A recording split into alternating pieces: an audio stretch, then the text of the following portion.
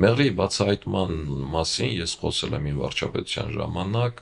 Սյունիք այցելության ժամանակ Ագարակ ավանում, հենց հրապարակում, այնտեղ Ղևոնդի գերեզմանի ծաղիկներ դրեցինք, իջանք, մեկի լրագրողը մոտեցավ ինձ, տեսակետ հարցրեց, ես այդ տեսակետին պատասխանելու փոխարեն ասացի ժողովուրդ ջան,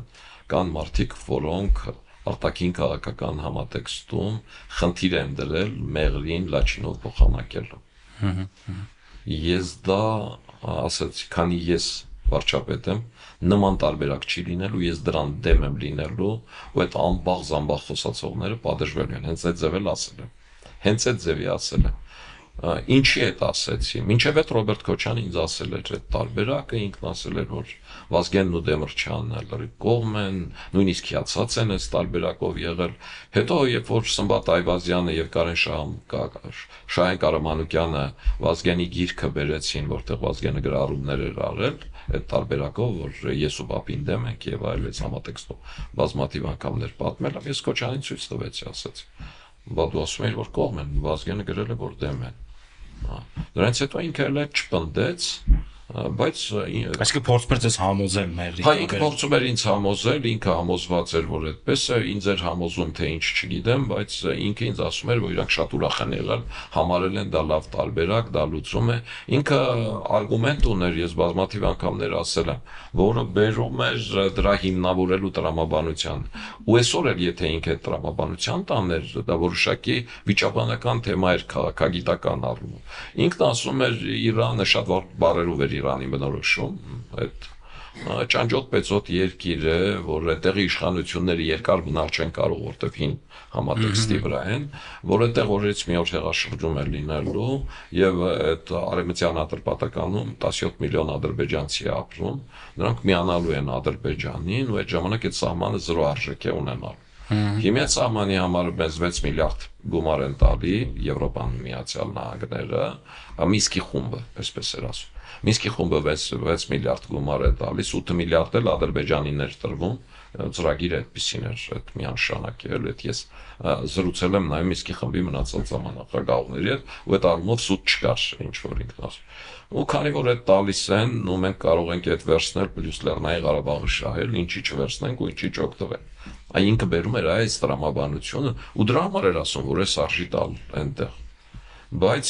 երբ որ ես ասացի, որ Վազգենն ու Դեմիրճյանը դեմ են, հա, ու նման տարբերակ չկա, ու նման տարբերակին ես դեմ եմ, որտեղ ինչ կապ ունի Լեռնային Ղարաբաղի խնդիրը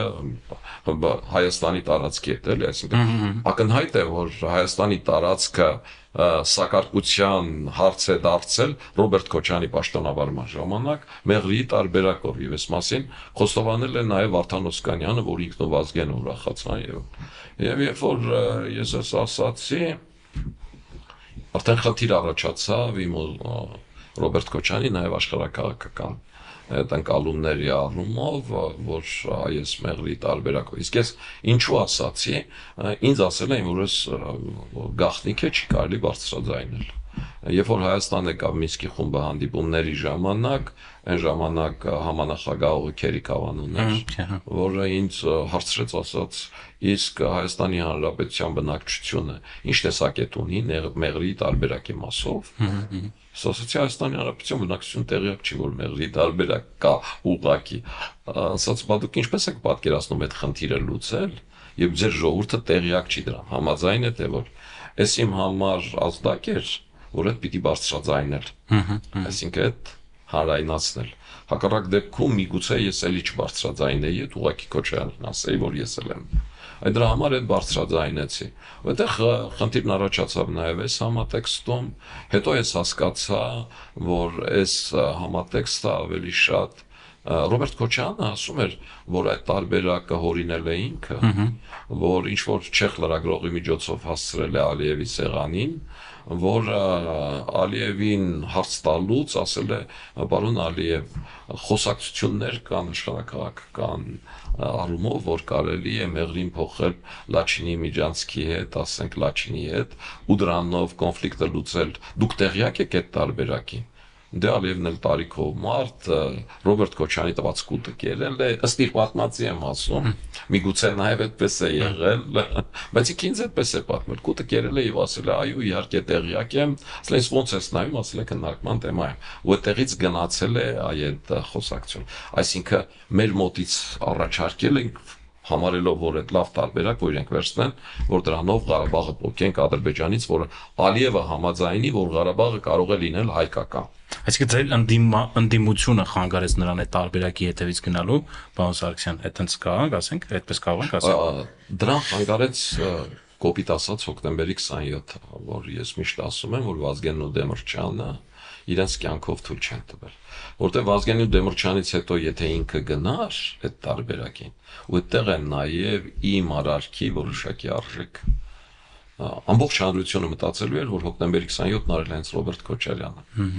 սպանել է Կարեն Դեմիրճյանն ու Վազգեն Սարգսյանին որպեսզի մեղրին լաչինով փոխի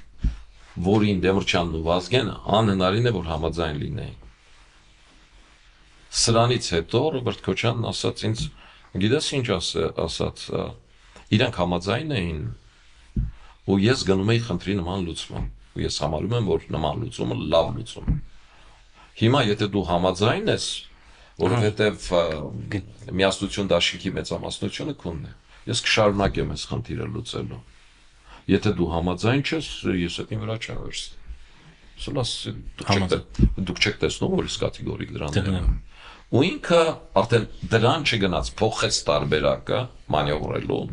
որ դա գիտեք վարչապետը բարձրաձայնել է մեր ժողովուրդը արդեն նայում է այլ համատեքստում եւ այլը բերեք ես դիտարկենք որպես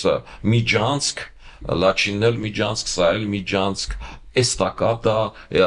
կամուրջով կամ չգիտեմ թունելով արդեն բայց իրականում չեն եղել այդ տարբերակները ասեմ էստակադայի տարբերակը որպես միջանկյալ առաջարկել է սահմանադրական դատանի նախագահ Գագիկ Հարությունյանը ով նաև այդ ժամանակ անվտանգության խորհրդի անդամ էր եւ այդ առաջարկը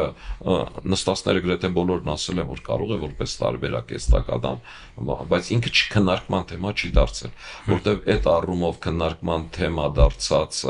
3 տարբերակները բերել է Վարդան Օսկանյանը ինքը շատ լավ գիտի Ռոբերտ Քոչարյանը շատ լավ գիտի